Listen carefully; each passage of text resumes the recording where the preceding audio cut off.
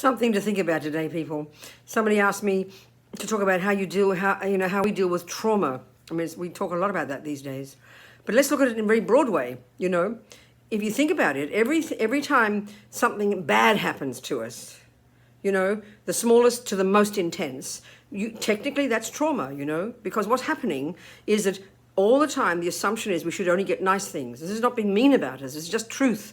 We're always assuming nice things should happen. We're expecting nice things. We only want nice things. So the moment an unnice thing happens, the dog barks at you when you're a little girl, your father abuses you, somebody holds you up in the middle of the night, small trauma, big trauma, the degree to which we are shocked by it, and therefore the degree to which it brings up aversion and therefore fear, is the extent to which that's called trauma.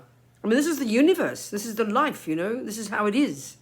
So this is the thing, ideally, as we're really progressing along, we have to develop the courage, slowly, to develop the courage to be able to not be freaked out, to not have aversion to not be unhappy about the things that arise that we don't want. Of course, it sounds intensely difficult, but that's what the training is. The more we can know our own mind, the more we can lessen this constant emotional hunger to get only the nice things, because that makes us so fragile. And that's why the tiniest things that happen, we freak out. The tiniest things that happen that aren't what we want, we freak out. And then we bury it, so then we can't handle it. And so then it has to come up later, because everything gets stored in our mind, It has to come up later in one way or another. That's what trauma means. So, of course, some of us have far more trauma than others.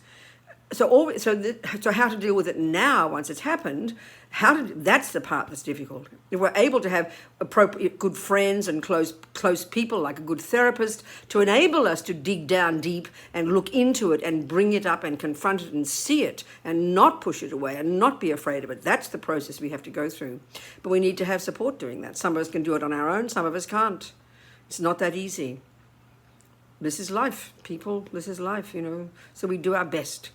Get good support. This is what we need. Even if we have one person on this planet who can help us see our minds, deal with what's in there, deal with the trauma, deal with the stuff that we've buried, This is so important.